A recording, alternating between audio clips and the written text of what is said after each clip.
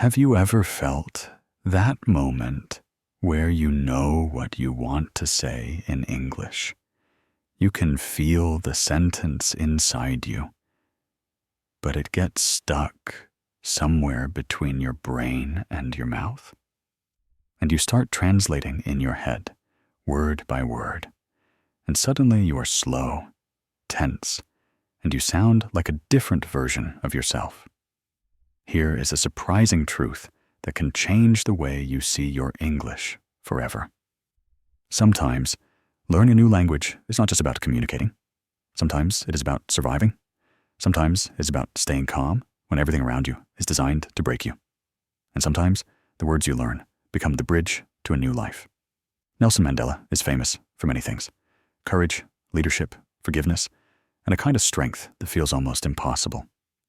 But there is something quieter in his story that many people miss. Languages changed his life, not in a cute, motivational poster way, in a real, heavy, human way. They gave him access to people. They gave him influence. They gave him connection. And at times, they gave him protection.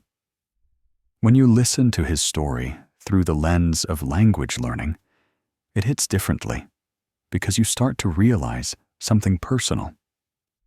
Your English is not just a subject. It is not just homework. It is a tool for your future self. Now imagine young Mandela growing up in South Africa, a place with many languages, many identities, and deep divisions. He spoke Xhosa, his mother tongue, the language of his home, his community, his childhood. But very early in his life, he is surrounded by other languages too. Some of them belong to neighboring communities. Some belong to the systems of education and government. English and Afrikaans are not just languages there. They are power. They are access. They are control. And if you want to understand the world that is shaping your life, you need to understand the language that world is using. Maybe you can relate to that in a smaller, everyday way. Not in the same historical situation, of course, but in the feeling. When you are at work and the meeting is in English, you feel the power difference. When you travel and you cannot explain a problem at the airport, you feel small. When your child brings home an English form from school and you are not sure what it means, you feel that quiet stress. Language is emotional. It touches pride, identity, and confidence. It can make you feel capable or invisible. Mandela understood early that language is never just language. It is people. It is culture. It is how you enter a room. It is how you earn trust. And this is where one of the most powerful ideas comes in. If you want to speak to someone, you can speak in a language you share. But if you want to reach someone deeply, you speak in their language. Mandela later became known for using languages to build bridges, even with people who did not agree with him, even with people who represented the system that imprisoned him. Think about that for a moment. Imagine having the emotional strength to speak in the language of someone who is against you, not because you accept what they do, but because you understand how human connection works. That is a kind of intelligence that goes beyond vocabulary. And this connects to you right now if you are learning English and you feel tired. Because maybe you are not just learning English to order food or pass a test. Maybe you are learning English because you want to be respected at work. You want to express your personality, your humor, your ideas. You want to stop feeling like you are living behind a glass wall, watching conversations happen without you. And you know you are smart. You know you have thoughts worth hearing. But English makes you feel smaller than you are. So let us talk about the real problem. Most adult learners do not struggle because they are lazy. They struggle because they are careful. They are responsible. They hate making mistakes because mistakes feel expensive. A mistake can feel like embarrassment. It can feel like being judged. It can feel like losing status. And adult learners often have something that children do not have: an ego to protect, a reputation, a professional identity. When you were a child, you could say something wrong and laugh. When you are an adult, you say something wrong and you replay it in your head for 2 days.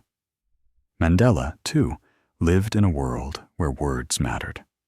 In courtrooms, in speeches, in negotiations, in prison letters.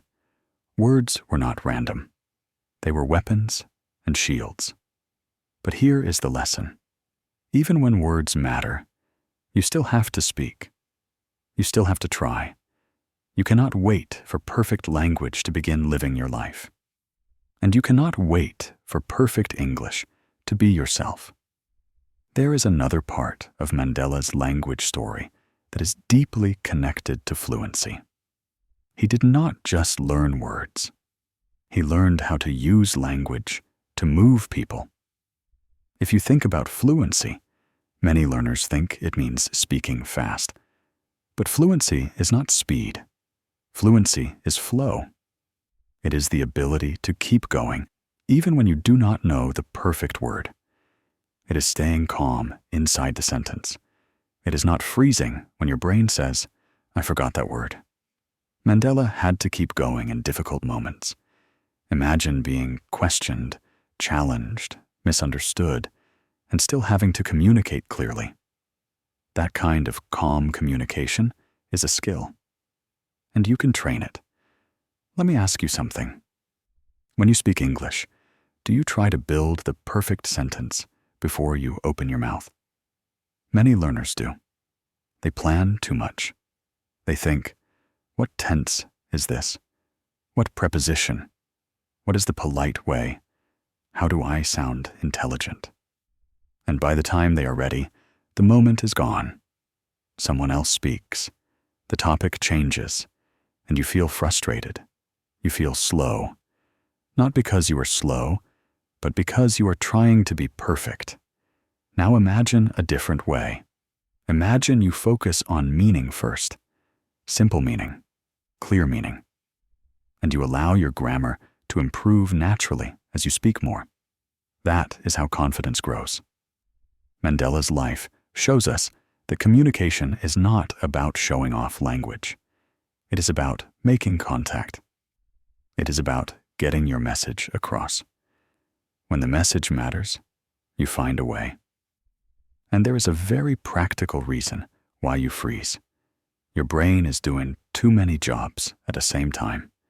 You are listening, translating, selecting words, checking grammar, worrying about accent, and watching the other person's face to see if they understand. That is too much.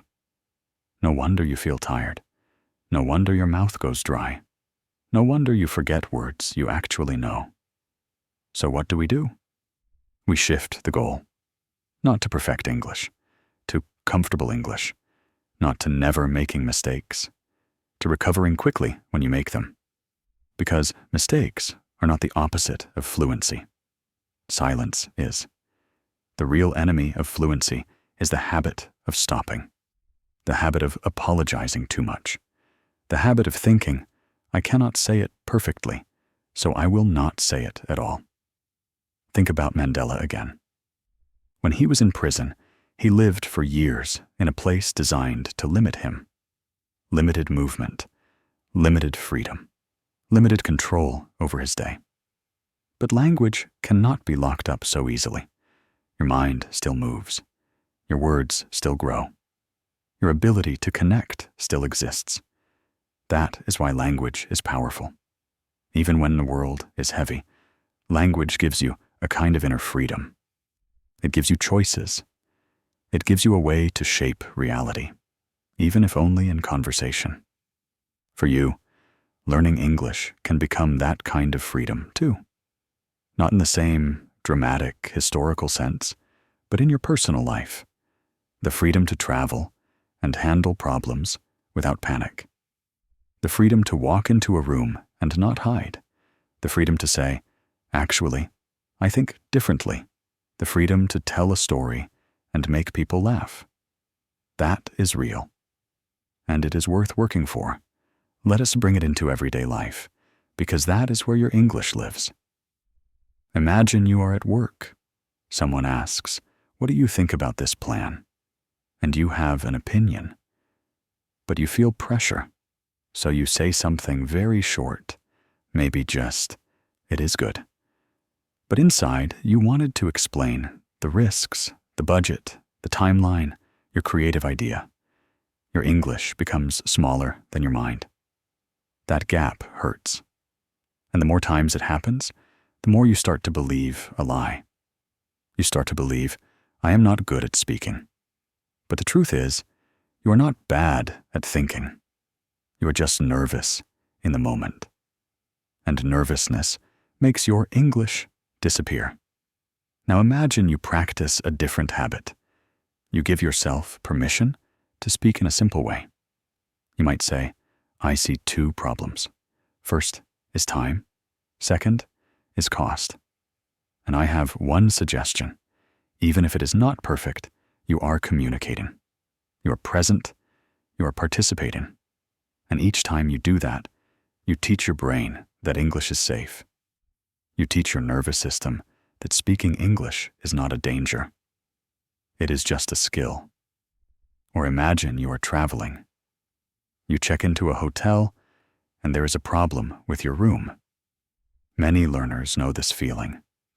You can say basic things, but when you need to explain details, you feel stuck. So you smile, you accept it, you feel uncomfortable, and later you feel angry at yourself. But if you train yourself to think in English in small daily moments, you become more ready. You begin to say, "I think there is a mistake. The room is different from the reservation. Can we check it together?" Simple, calm, clear. And that calmness is more important than fancy vocabulary. This idea of thinking in English matters so much because translating is slow and it creates tension. If you want to think in English, you do not need to change your personality. You do not need to become someone else. You just need to build a new habit, small sentences in your head. When you wake up, you say, "I need to get up. I am tired, but I will start." When you make coffee, you think, "The water is hot. I will add milk." When you walk outside, you think, "It is colder today. I should bring my jacket." These are not deep sentences, but they train your brain to move in English without fear. And let me normalize something. Even Mandela, even great speakers, even people who are excellent with language, sometimes search for words. They pause, they rephrase, they simplify. That is not failure. That is human. Native speakers do it all the time. They say, "How can I explain this?" Or, "What I mean is," or, "Let me put it another way." Those phrases are not signs of weakness. They are signs that you are actively communicating. Here is another psychological block. Many learners feel they must sound like a native speaker to deserve respect. They feel that an accent equals a mistake. But an accent is not a mistake. It is history. It is identity. It is proof that you learned something difficult. Mandela lived in a multilingual world. Accents were normal. Different languages were normal. Being perfect was not the goal. Being understood was the goal. Being connected was the goal. If someone judges your accent, that says more about their mindset than your ability. The real shift happens when you stop asking, "Did I speak perfectly?" And you start asking, "Did I express my meaning? Did I stay in the conversation? Did I keep going even when I felt nervous?" Because confidence is not a gift. Confidence is the result of repeated survival. You speak, you make mistakes, nothing terrible happens, and your brain learns, I can do this. And this is where Mandela's story becomes even more inspiring, because language for him was also a way to influence and to lead. Leadership is not only about big speeches. Leadership is often about quiet conversations, choosing the right tone, understanding the other person's perspective, and speaking in a way that lowers tension instead of raising it. When you learn English, you are not just learning words. You are learning how to create an atmosphere. Warmth, clarity, respect, humor. Those things matter in every language. So if you feel stuck, let me offer you a picture. Imagine language as a door. Some people are born inside the room. They speak the language naturally. You, as a learner, are outside the door. And each time you speak, even with mistakes, you put your hand on the handle. Each time you listen, you get more familiar with the sound inside. Each time you think in English for 30 seconds while washing dishes, you step a little closer. The door does not open with one perfect sentence. It opens with repeated contact. Maybe you have days where you feel strong and days where you feel terrible. That is normal. Fluency is not a straight line. Some days your brain is fast. Some days you feel like you forgot everything. It does not mean you are failing. It means you are human. Progress is happening under the surface, even when you cannot see it. Now, one more idea from Mandela's life that can help you. He had patience, the kind of patience that is almost difficult to imagine. But you do not need that extreme level of patience to learn from it. You only need a small piece of it, the willingness to play the long game. English is not something you finish. It is something you grow into. And if you stop trying to be perfect today, and instead aim to be a little clearer, a little calmer, a little more willing to speak, you will be surprised how quickly things change. So the next time you are in a conversation and you feel that familiar fear rising, pause and breathe. Remind yourself, I do not need perfect English. I need usable English. Then say the simple version of your thought. If you do not know a word, describe it. If you make a mistake, keep going. If you feel embarrassed, remember that embarrassment is not danger. It is just a feeling, and it passes. Languages changed Mandela's life because they gave him access to people, and people change history. Your English can change your life too, because it gives you access to opportunities, relationships, and versions of yourself that you have not met yet.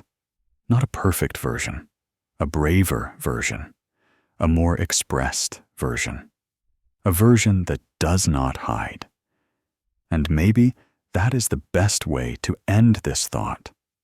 You are not learning English to become someone else. You are learning English to become more you, in more places, with more people. Keep going. Speak before you feel ready. Make the mistake and survive it. Let your English be real. Let it be alive.